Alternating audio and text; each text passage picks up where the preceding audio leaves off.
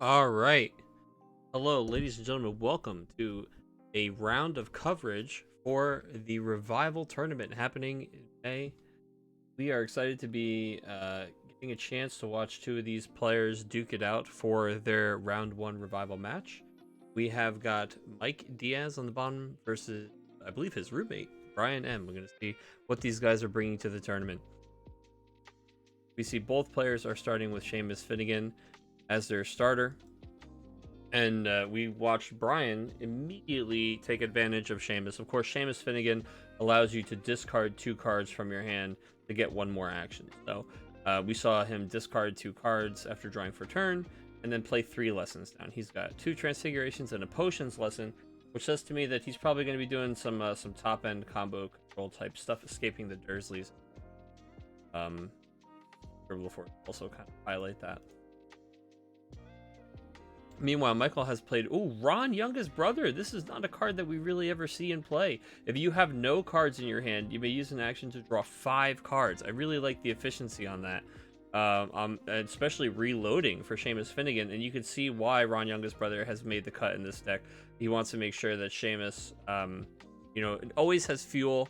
And the nice thing about that is even though he can't play some of these cards, Seamus is going to let him discard them and get his hand size down to 0. Now we can see from the cards in his hand what Mike is playing. Mike's deck is a little combo deck, or that's what we lovingly call it over at the Dark Mark, but it is the Snuffling Burrow Potion. Snuffling Burrow combo. So Snuffling Potion is next turn whenever your opponent draws a card, they discard it instead of putting it in their hand. And Burrow is if they have less than 4 cards, they have to draw it until they have 4. The interaction there, of course, is, as you might have seen or heard in some of our articles or in the previous classic tournaments, is usually where it shows up. You'll see them get Snuffling Potion, and then next turn when they go to start their turn, instead of ever drawing up to 4, they just keep drawing and discarding cards. And it's kind of a kill combo there. So what Mike needs in order to get his opponent with the Snuffling Potion Burrow combo is he needs his opponent to be under 4 cards, and he also needs to have 5 lessons so that he can play Burrow and Snuffling Potion. Snuffling Potion, of course, costs 4. Burrow costs 5. So his opponent is going to know. Usually especially once you see one of these 2 pieces, you understand, okay, this is the combo. I need to make sure that I keep my hand above a certain threshold. And that's where we see Peeves come in handy here. We see Brian use Peeves to make both players discard their card or hand and draw 7. It's also making it so that Mike is probably not going to get a youngest brother draw anytime soon. And while you might think, yeah, well, he just got 7 cards in his hand anyway, if Mike actually goes this entire game without using the effects of Ron, youngest brother, it means that we, probably didn't need to skip that turn where we had 2 actions to play him. So we shall see. Of course, even just 1 activation on Ron, youngest brother, and using those cards is way efficient, since normally it costs you 1 action to draw 1 card. And again, thanks to Mike and Brian for reaching out, letting us, spectate and record one of their rounds. A little bit different since the players can schedule their own rounds. I can't just stream the tournament, but I still wanted to make sure that we got some coverage for you guys so you could see what's being played and what's going on. So we see that Brian has spent the turns building his lessons, and he's gotten himself up to 4 potions, 2 transfigurations, which means he's getting very close to 7 damage, which is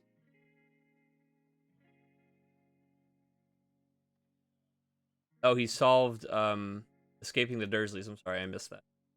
Mike played escaping the Dursleys on turn. Since his opponent had already played Peeves and he's already used Peeves, I think that was a really smart move by Mike. What Mike is looking at here is he's hoping that next turn he gets a self-stirring right up to 5. Play the Burrow and then a Snuffling Potion. Of course, he's missing the Snuffling Potion. And Ron only works if you have no cards in your hand. And one of the things that Michael is going to be hesitant to do is he doesn't want to just play the Cauldron and the Burrow and then, pass the turn, because that opens him up to having the Cauldron removed and setting him all the way back down to only 1 lesson. But he does know that as soon as Mike is on the bottom. Mike knows as soon as Brian gets to 7 lessons, Brian's able to use things like Deboning, Scribblefours, Forgetfulness Potion, and just really, really rip up Mike's ability to play cards. So we see him, Mike just plays out a lesson instead, gains an action and plays Snape, and even discards one of the Burrows because he knows that he's about to get a lot of action taken away from him this next turn. He probably isn't going to be able to, deploy the combo for a while, so holding on to that piece isn't as important as getting a healing down and maybe one more, kind of establishing his lessons in the normal way. Scribblefours on a self-stirring cauldron and the charms lesson is pretty much just absolutely crippling if he had just run out the cauldron and the Burrow. So I think this is a smart play by Mike, making sure that he doesn't dig himself in a hole. He gives himself an out here.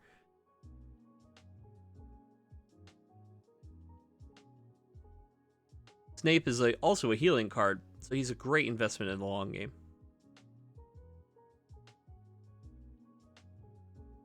Another nice thing about Michael keeping his hand size low, of course, he's flirting with the activation on Ron's youngest brother. As we see here, he just discarded 2 cards from his hand to gain an action. Now he's going to use Snape to heal combo pieces, I'm sure, back into the deck. Yep, we see Snufflings and 2 Burrows go in there, because what he's about to do is he's about to use an action off Ron's youngest brother to draw 5 cards. And then he will have 2 actions, and if he's able to find a Burrow and a Snuffling Potion, that's going to be game, since Brian is under that important number 4. So Mike is trying to give himself the best opportunity to draw those cards, but also knows that if he misses them, he has to play the rest of the game, so he does heal the full 7. We're going to activate Ron youngest brother for turn here, and we are going to draw 5, and wowza, there it is. You love to see it.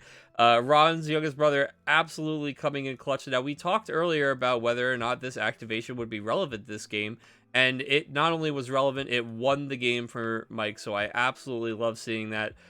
He goes 5 cards deeper to find his combo pieces. He hits the Snuffling Potion and the Burrow combo, presents it to his opponent, and of course, Brian knows what that means. So we go on to game 2.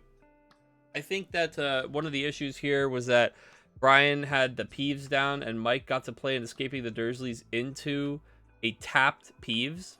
If you're Brian, I think maybe this game you kind of think to yourself, okay, I need to not walk into that again. If I play Peeves on the field, I need to maybe be a little bit more cautious about how I use it. The Potions Charms deck isn't going to be trying to remove any of your characters, so you can just put the Peeves down to kind of chill. Not all Potions Charms deck won't attack your board. In fact, Jiri is a player who plays in the weeklies, who's playing in this tournament as well, and his go-to deck is a Potions Charms deck that does attack your board very aggressively. But this is a small combo deck from Mike here, so Mike is just trying to really win the game off of what we just saw, the Snuffling Potion Burrow combo. And one thing that's a little bit unique to Revival format is both of these players get to decide if they want to do any kind of sideboarding. We see that we did, in fact, sideboard on Brian's side of the table, but Mike decided that he liked the way that game went, so he doesn't do any additional edits. And we see the use of another Revival rule here as Brian mulligans his opening hand and looks for something a little better. Brian goes first as the player that lost the game.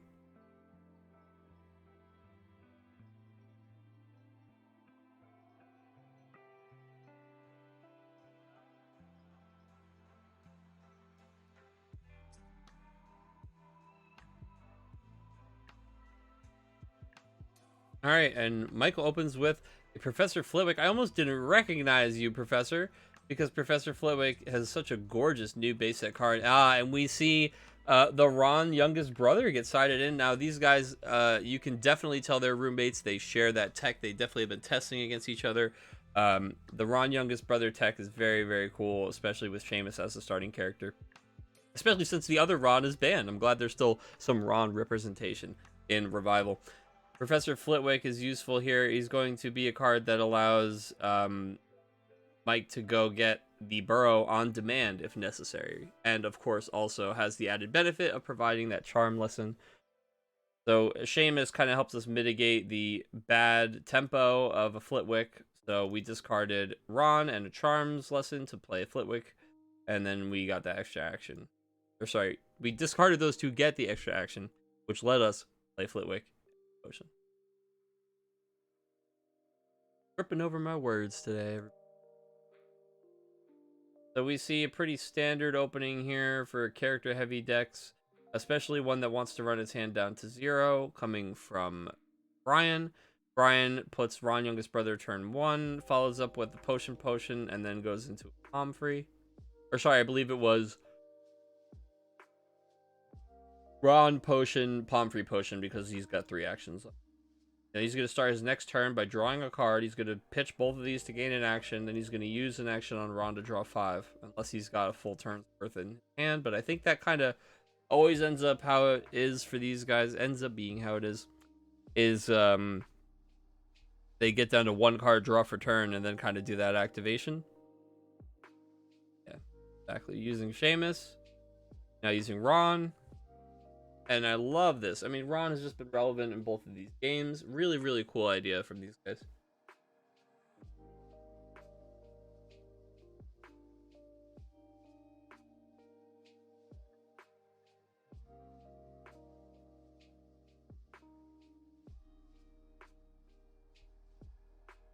Brian's going to need to ramp up a little bit faster this game, and unfortunately, it looks like he's really missing access to Transfiguration lesson. Hopefully, the fact that he has the Ron down and the fact that Ginny isn't in the format is going to really slow down Mike's access to anything that's going to help him keep his hand full enough to really take advantage of Seamus every turn. Obviously, things like Peeves. I don't think either player plays Endless Sandwiches, but that is in color for Mike, and we'll put his cards in hand back up to 7. But of course, it costs a lot, right? It costs 7, I believe. I don't think Mike will ever try to build up that high unless he has to, which is when the memory charms and things come in. If your opponent is locking you and you're in a position where you can only really play lessons and build, and you can't hit them with the combo, if you keep building and you end up at the top of the curve, you can memory charm them down so that if they're trying to play around the hand size for Burrow and Snuffling, you can build to memory charm and then kind of bring them back down to 1 card in hand so that the combo hits.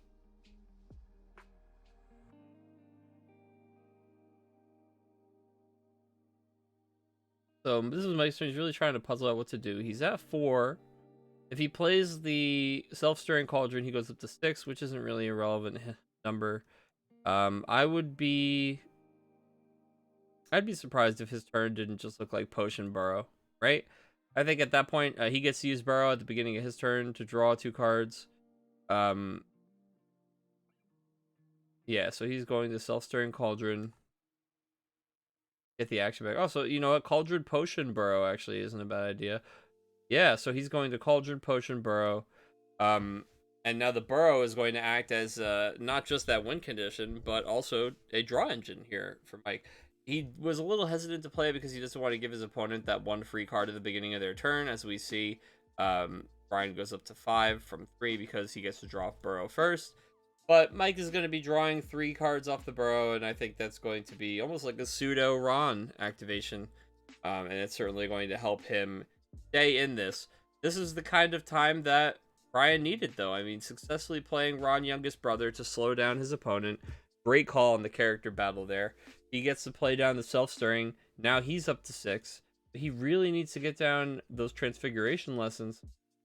And he doesn't have it, so it's just going to be a little bit more stall behind Haggard Needs Help. Haggard Needs Help, of course, is an adventure that makes your opponent get 1 fewer action on their turns. In order to solve, they have to take 8 damage, and then they have the opportunity to draw 3 cards.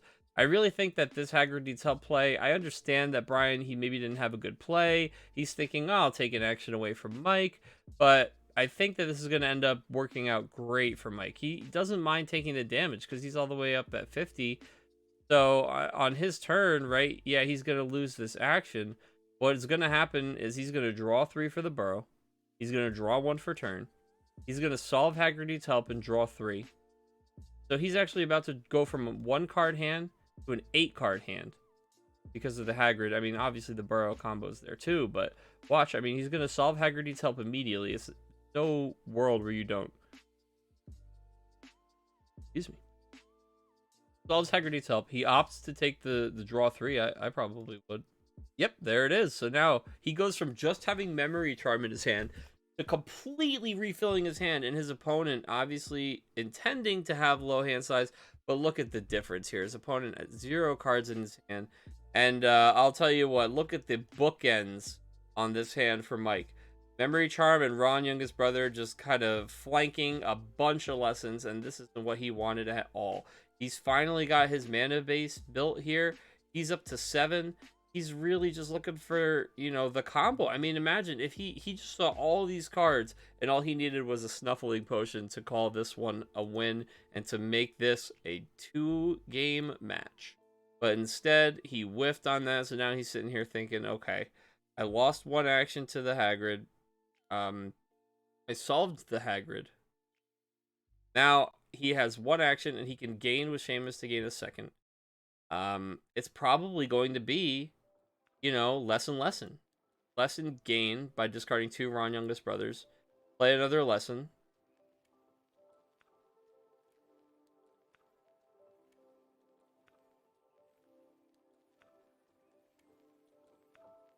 Yep, and he had to... No, wait.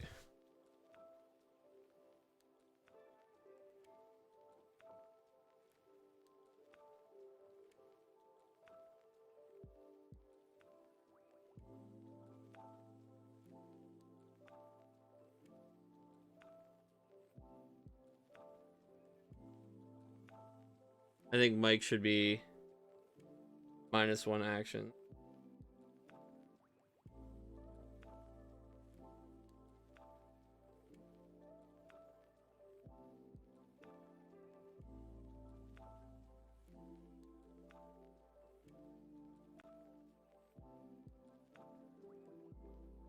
I hope they have chat or can see the chat.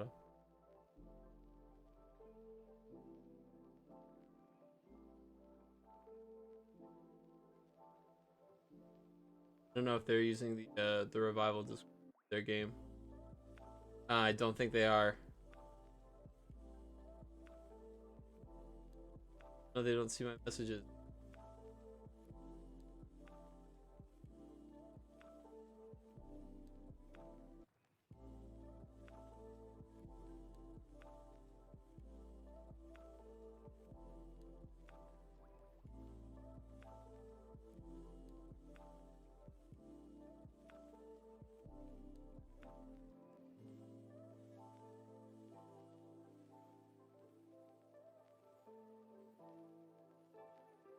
That's one thing about these players not being in any kind of in like a voice chat that I can jump into. I mean, I know I'm not really, you know, here as a judge. But yeah, when you see something like that, it makes you want to be like, oh, hold up. Yeah, I think we played an extra lesson that turn because Hagrid needs help was down. We solved Hagrid needs help. And drew those extra cards for it. But Hagrid needs help. Even on the turn you solve it, you get 1 less action. Self-stirring was already out, I believe, right?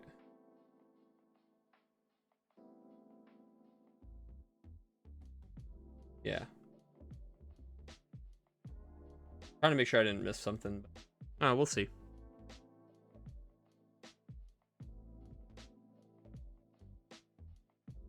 Obviously not intentional. Both of these guys are adding and subtracting so many actions. I can see how it gets a little tough to keep track.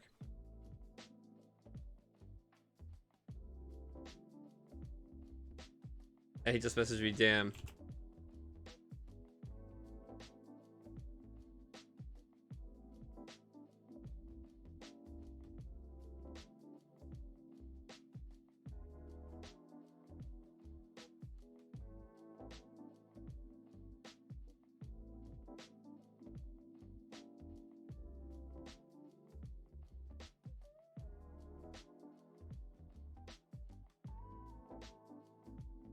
You know what? If you have the untap in like full screen, it can be easy to not look in the bottom corner and see the chat log sometimes.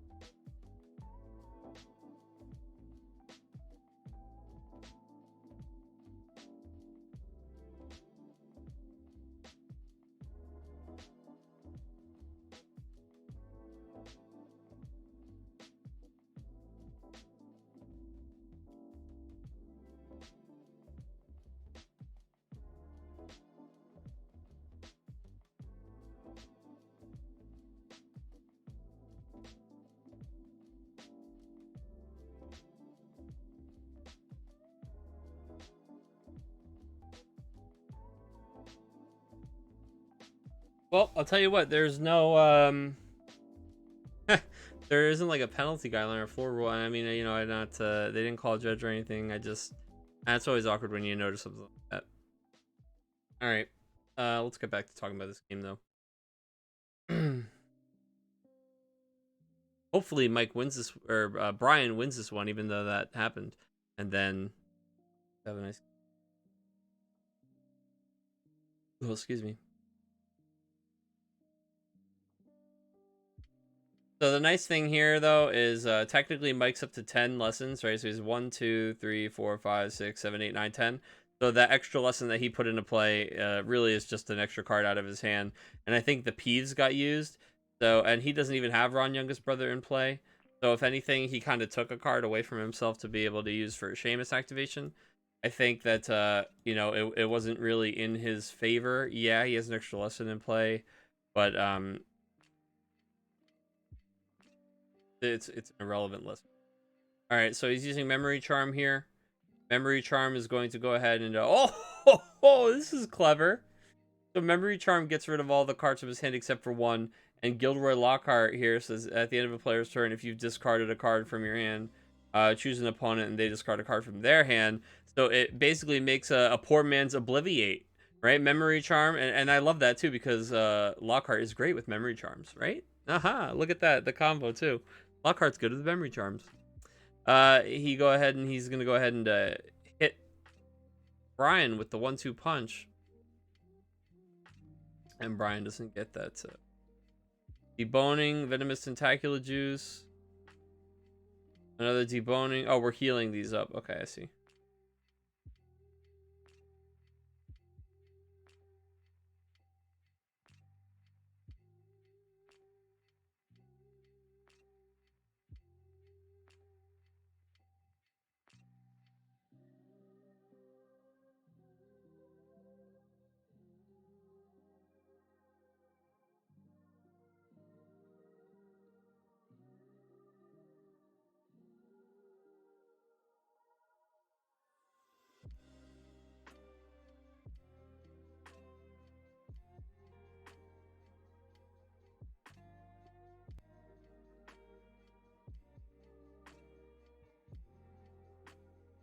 So Mike, he read my messages. He saw that I was saying that stuff to him, and so he says that he says that he's gonna scoop this one and let him take game 2 and bring it to game 3 because you know, he's basically conceding and giving himself the game loss there because he realized that illegal action happened.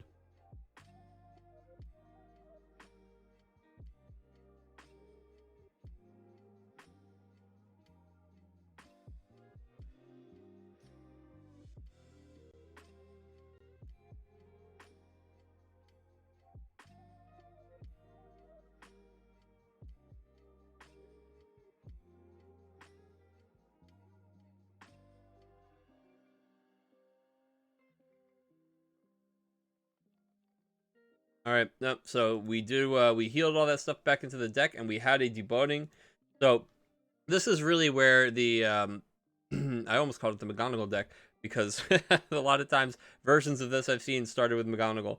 But the high-end Transfiguration Potions deck, once it gets up to 7, it gets really dangerous because you could totally shut down your opponent's ability to, you know, basically play any cards. Deboning says they can't use actions to play cards. I mean, how absurd is that? That's certainly one way to stop the Snuffling Potion combo from being played. The idea is to keep, you know, using the debonings, keep it up. I did notice that we healed, I think, all of them out of our discard pile, which is always a little bit when you're playing Hannah Abbott, because drawing into Hannah Abbott can be like drawing into 2 copies of those cards as long as you leave some of them in the discard. It looks like we are going to activate Colin Creevy, though, as we still didn't see what we wanted to. We're going to make both players draw 3 cards. And now the nice thing about this in this deck is that if we can follow the Colin Creevy with the deboning, actually, is this deboning from last turn or from this? Like bugged on the table or something?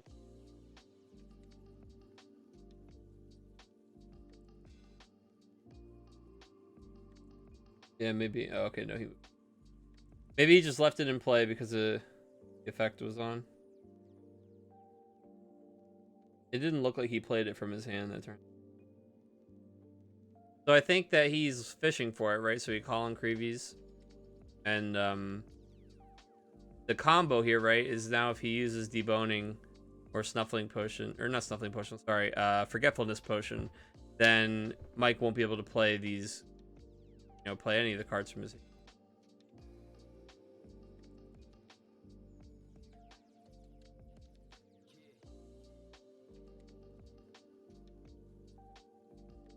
I still really like the flavor with Gilderoy Lockhart comboing with the Memory Charm. That's so funny.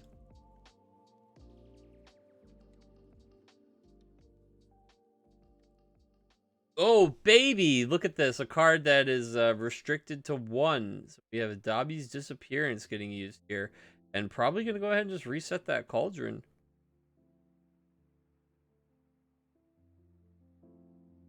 Oh, no, we Dobbied the Burrow back to hand. And we played Venomous Tentacular Juice to make Mike draw twice the number of cards that he has in his hand. And that is going to actually be GG anyway. He didn't even have to scoop it. So, yeah, these guys are going to game 3. Now, this is exactly what Brian's deck wanted to do that game. He contested the Ron youngest brother early game. And it was really, really powerful. We saw immediately how Mike wasn't able to do nearly as much as he did in game 1. He wasn't able to draw those extra resources, which means he wasn't able to always discard into Seamus, which means he didn't have all those extra actions. I mean, it all just snowballs into each other, right? I think that was really smart of Brian. I don't know if those were main deck. We didn't see any of them game 1, but maybe got sided in. Either way, we know that Brian sided in. And it seems like it worked out for him. That game was much better for him. He was able to contest that character, have his own draw engine, get built on those lessons, and then start dropping the debonings, things like that. He even built through that Lockhart Memory Charm turn. I mean, I think it was pretty lucky to see Peeves so soon. Actually, I don't remember Peeves was already in play. I don't think so, though, right? But we had to get that Peeves activation and kind of refill the hand. And then we started slowing down Mike with the debonings, and then it's only a matter of time as long as we can keep that lockup. Now, it looks like both players mulligan the initial hand here, so what they have is what they get. We'll see if it's any better than what they started with. On Mike's side, it's not so bad. This looks like a turn 1, play Snape, discard Snape, and maybe Snape and Hannah, and play a lesson. It might be play Snape, discard Self-Stirring Cauldron, and Snape, sorry. I think that's probably better. Play a lesson. Oh, Locked In is the victim here. We kick it over to Brian. Brian, let's see something similar. Discard for Seamus and play 3 lessons. That's favorite opening here. But discard 2, play a Professor. Play a lesson is pretty good as well. Wow! Discarding McGonagall.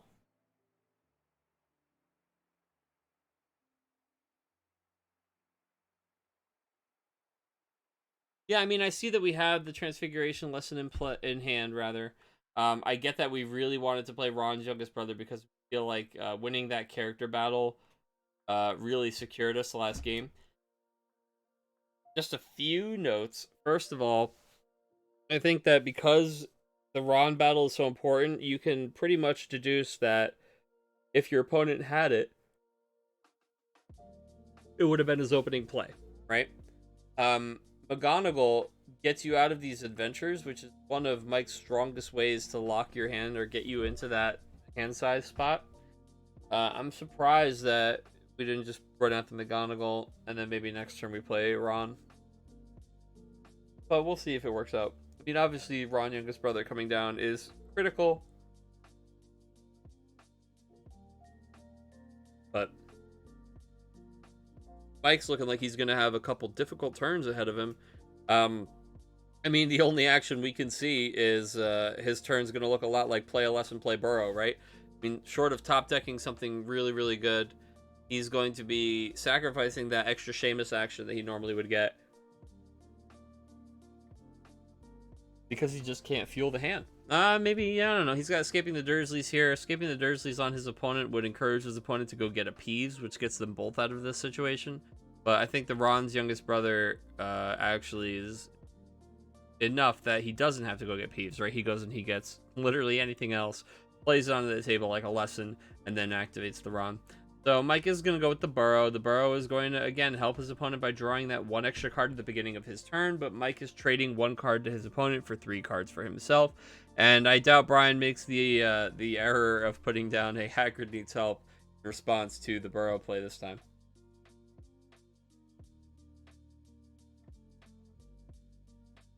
You can tell that Mike is clearly struggling here. So it's time to just start building. And oh, look at that. We get the old... Wait, we played McGonagall last turn. I actually like that a lot. I know that I gave him a lot of trouble for discarding the early McGonagall, but clearly he had one in his hand. He just prioritized Ron over the McGonagall. That's fine. I mean, I guess that's fair, right? Because you know your opponent doesn't play the McGonagall at all, and you had another one in your hand. I was kind of assuming that we didn't have all these McGonagalls because I hadn't seen any yet, and that he was running just a few, like, you know, 1 or 2, and that we had dropped it.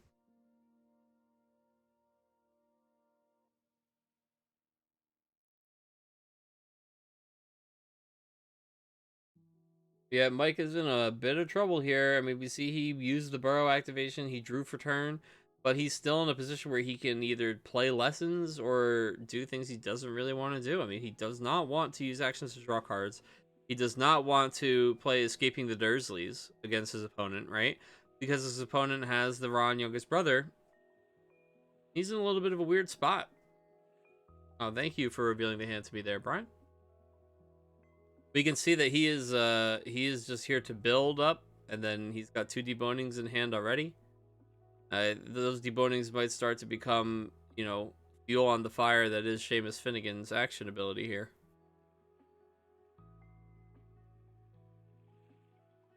Yeah, we're gonna go ahead and just pitch 2 Ron youngest brothers into the card pile to gain an action. We are going to play 2 lessons. We're going to pass the turn. Yeah, so he used his first action to draw a card just to see if he could kind of dictate a better turn here for him. He drew another copy of Ron's youngest brother, so he threw both of them in the garbage, got 2 actions, played 2 lessons. Yeah, now he's up to 7, which isn't really where he wants to be. But at least he got more cards out of his hand, so we can continue to plus off of the Burrow at the beginning of his turn, as we just saw him do here. He draws 3, and again, he's looking down even more of these lessons that he doesn't really want to play. There's a Snuffling Potion in hand, though. And one thing that could be cute here is a Snuffling Potion gain, and then Escaping the Dursleys could actually be pretty powerful. But if he does the Snuffling Potion gain and play Escaping the Dursleys, Brian's next turn is he's just going to be playing 2 Transfiguration lessons. But that's fine, right? Because that's what Mike wants. Mike wants to play him in a position where Mike's going to be getting 3 more cards out of his hand, right, by gaining the action and playing the Dursleys, so that he draws more off the Burrow. He's going to put his opponent in a position where his opponent can't gain cards, right, and his opponent will have to skip their turn, because if he plays 2 lessons, he'll be able to play one of them, but if he plays 2 lessons or activates Seamus, he's put himself in that death zone of 4 cards or less, or really under 4 cards, sorry, it has to be less than 4 cards, where the Burrow activates, and as long as the Burrow activation is live at the beginning of his turn, he's open to snuffling.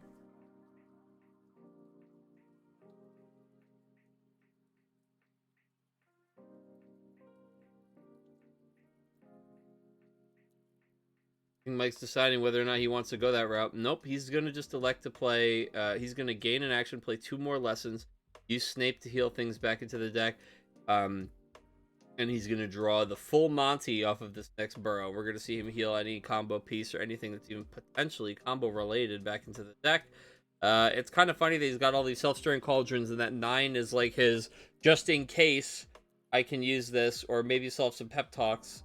And he ends up just naturally building to 9. Meanwhile, his opponent is trying to build up to 7+, and is stuck on 2 + 1 for McGonagall. I mean, he's stuck on 3 Transfiguration. It doesn't help him at all. He's got the self-stirring cauldron in hand that he's not going to be able to play for a dog's age. He's got these 2 debonings that he can't afford. I mean, this man's the first thing he does is just pitch a Peeves to the discard to start trying to gain an action, because he doesn't want to use the Peeves, I guess. I feel like Peeves on the table and tap that Peeves, or at least get ready for a Peeves activation. I don't know. I can see that you don't want to give Mike 7 cards, but the thing is, Mike's going to start his turn with 5 cards. So it's really whether those 2 cards are going to be the cards that you lose the game to, or whether you have, like, you know, versus you having a much better turn. Um, at least setting yourself up for a better next turn. Because yeah, sure, you see yourself, or you see your way out of the puzzle this turn. You're just gonna play 2 lessons down, but not even. We played 1 lesson. We're terrified of hand size, and we pass turn to Mike. And now Mike, I believe the Hannah Abbott will do it. Oh no, he has Snuffling in hand, but his opponent is at 4 lessons. So, Locked In is probably coming down here. Yep, sure enough. So the Locked In gives your opponent 1 fewer lesson, or 1 fewer action, sorry, on their turn. And in order to solve it, they have to choose 4 cards in their hand and discard them. They could draw 2 cards, but it's like a -2 total. So this is supposed to be something they kind of have to solve, but it'll put them in the kill range. If they don't solve it, well, fine. You have 1 less action every turn. It looks like we are going to draw pass on that one.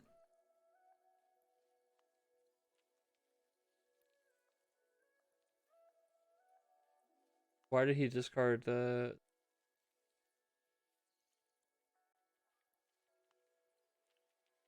I'm surprised he's not just going to McGonagall out, but yeah, he says in here, I am fucked. he's in some trouble. I mean, 2 debonings in hand. He's missing all of his potions lessons. Snape's already out, so he can't get him that way. He's got nothing to discard except 2 of his combo pieces. He drew all of the top end. He's really, he's having a hard time even getting himself... See, here's the thing, is Mike's already got the Burrow out. All he has to do is play the Snuffling Potion on a turn where Brian slips below 4 cards. And Brian has to practice, as Mad Eye Moody would say, constant vigilance, where he needs to never ever let his guard down. The number of lessons that Mike's at is almost comical at this point. It doesn't matter. But it's going to be enough to afford a Memory Charm. So Memory Charm is... yeah, Memory Charm will do it.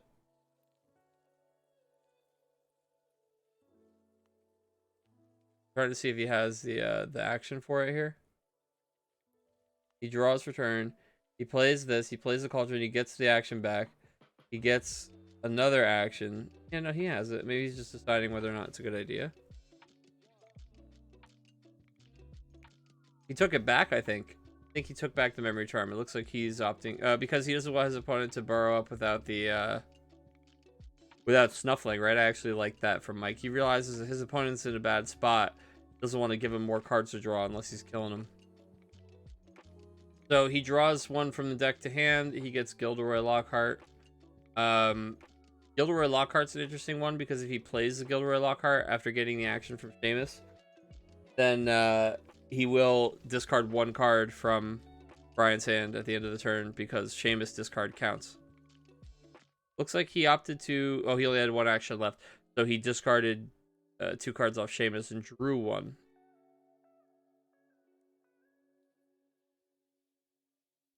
Oh, geez, Brian. It's not looking much better.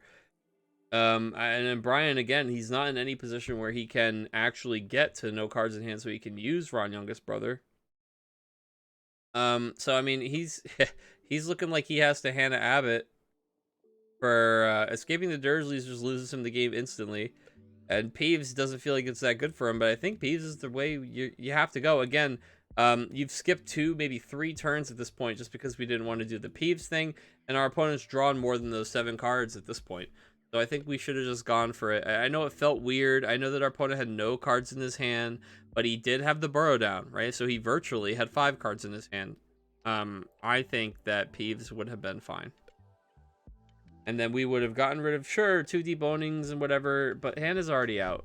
So we'll get them later. And we really just needed to see the next 7 cards in our deck ASAP so that we could start building our base. Because if we never build our base, we'll never win this game. And at this point, it's looking like we're never going to be able to build our base. I mean, our opponent, again, is playing the smaller of the decks, is playing the, 4 or 5 lesson power combo-oriented deck, and has built up to, I don't even know what, 4, 5, 6, 7, 8, 9, 10, 11, 12, 13. He's got 14 lessons. This guy's about ready to play a Philosopher's Stone. I mean, it's completely absurd. He's got more than 3 times as much power as he needs to play Snuffling Potion, and it's the only card he's looking to play for the rest of this game, except for things that discard cards from his opponent's hand. So we see, again, Brian practicing constant vigilance, discarding to gain the action and then using actions to manually draw cards to make sure he stays at 4. And look at that, he draws a Peeves. Oh no, he did get the Peeves back with the Hannah Abbott. Yeah, I mean, again, I don't think this is wrong. I think this is actually late, if anything, Brian. Late, if anything.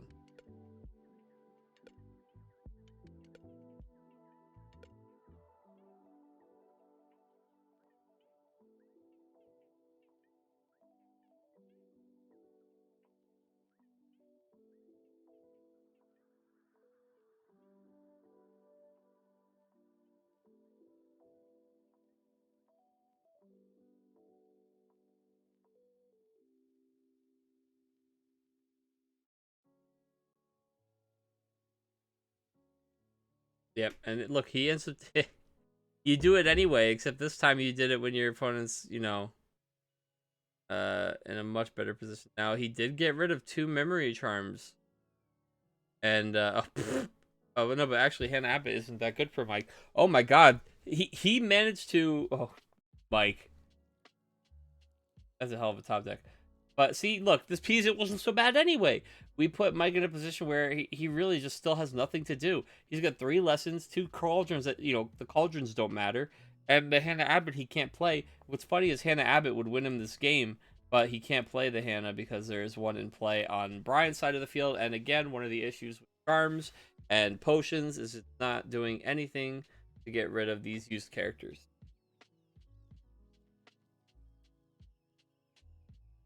I have to fix that statement. I mean, like, yeah, normally getting rid of your opponent's used characters is pretty bad because they can play another one of that character.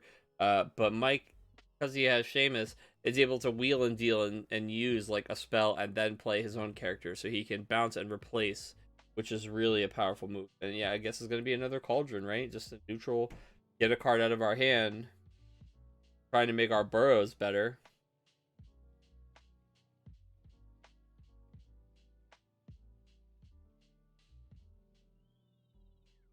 And we played a locked in. So immediately Brian's going to use McGonagall on this locked in because he is in a much better position this time.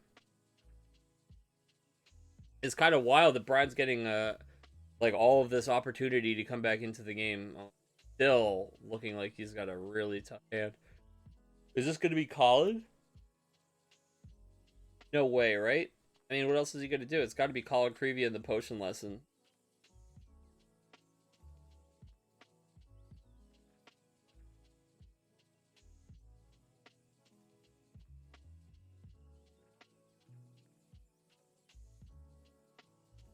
We have 3 actions to use, and all Brian needs to do is make sure that he stays at 4 cards in his hand and still advances his board state. And I think that Colin Creevy in a potions lesson does exactly that.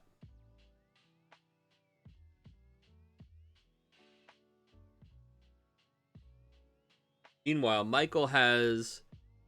But Mike needs to see a snuffling potion in the next 3 cards, right? Because well, he's gonna burrow a card, gonna draw a card naturally for the turn, and then he can use 1 action to draw a card, and he'll still have enough actions to end the game. The memory charm in hand is really critical because it's going to mean no matter how many cards Brian builds up to, it's not enough. Interesting. So Brian drew a Hagrid needs help. Hagrid needs help might be the play here. Although I don't know. No, I don't think so because then you know how I said that he has 3 cards to find it in because one of his actions can be used to draw a card. Well, yeah, Hagrid would take away that extra action, but the thing is, you'll just be able to draw 3 off the Hagrid anyway. So it looks like we missed in 2. Probably going to use an action to draw a card here, just to kind of dictate our turn. If we miss again, we might just be doing the old actions to draw cards as the game plan.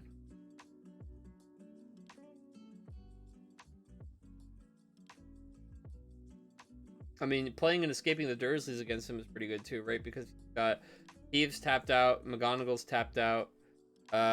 Although I guess not. I keep walking myself into that trap because I keep forgetting about Ron, youngest brother.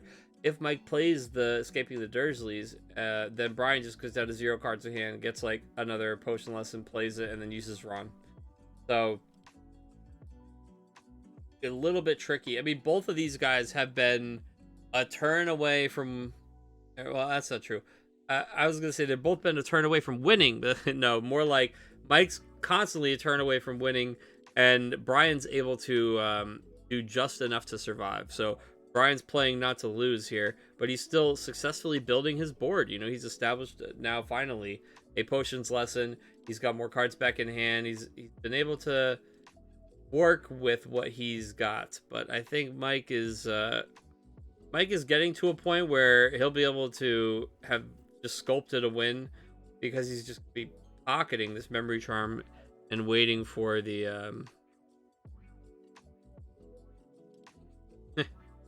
potion. Wait, what do we do? Oh, okay. And he's waiting for a snuffling. He's gonna play a potion. Yeah, I mean, he's trying again. He wants to dump that hand to get as many draws off Burrow as possible. Escaping the Dursleys here, I think, is fine, because I just don't know that there's anything that Brian can play that is that big. Like, what, he gets, you know, he finds 1 potion.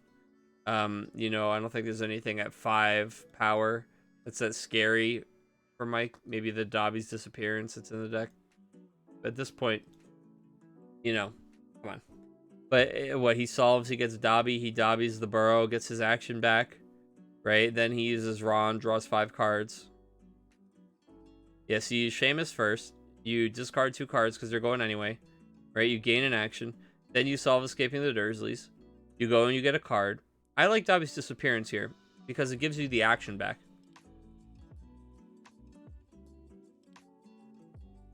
If we had a second potion lesson, I would say to get the Self-Stirring Cauldron. But I think Dobby here is the play.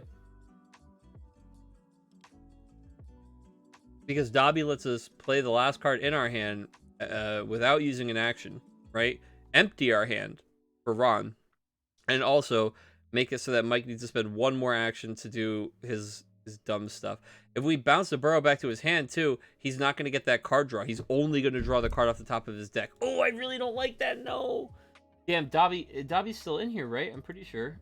Or Dobby's still in the deck, I mean. We saw it last game, right? No. We could have gotten the Dobby. Because when you Dobby the Burrow back to his hand, even though he could just replay the Burrow, he's desperate for these cards.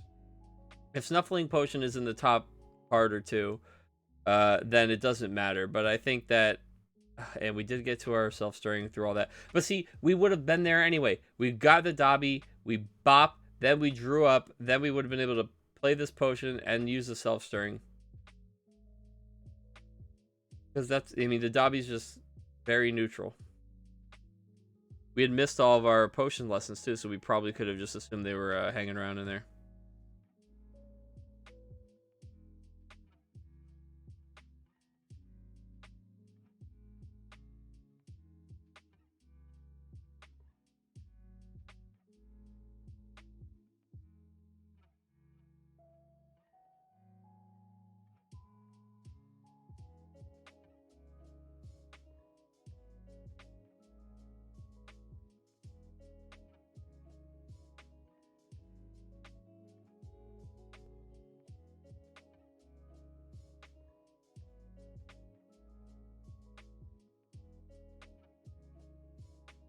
So he Scribblefores the Burrow. I mean, that's fine.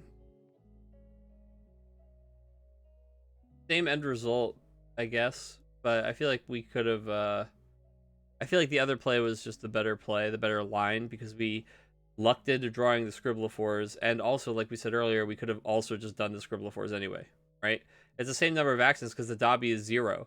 So if we Dobby this back to hand, draw 5, and hit this, we do this. I don't know. We'll see. Oh, and he got there. It was on that top card. He gains. He plays Burrow and Snuffling Potion, and that's going to be good game. Wow. I mean, this set, we saw it go all the way Mike's way game 1. We saw it go all the way Brian's way game 2. And game 3, I mean, both of these guys, instead of both of them having their way, both of them were struggling. They were riding the struggle bus this entire match. Mike was more than set up and was dying to find his combo pieces, and it was the other way around for Brian. Brian had all his combo pieces, and he was dying to set up. So I think that this was a really cool back and forth between these two guys. A really fun match to watch. Congratulations to Mike for winning his first round in the tournament. And I think that both of these styles of decks are very interesting angles on Seamus. Ron, youngest brother, a very cool card. I really like what these guys were doing with these decks. I think this is pretty neat. I hope you guys enjoyed watching round 1 of the Revival May tournament held by the Harry Potter TCG Revival group. And we look forward to bringing you some more coverage of the upcoming rounds. If you're playing in our event and you're checking out the video and you want to have your round streamed, I know there's a couple more rounds. We'll be doing this for a while, about a week and a half or 2 weeks, guys. Feel free to reach out. We'd be happy to cover your game with some commentary. But for now, we're signing off. Thank you so much. Congrats again to Mike. Take care.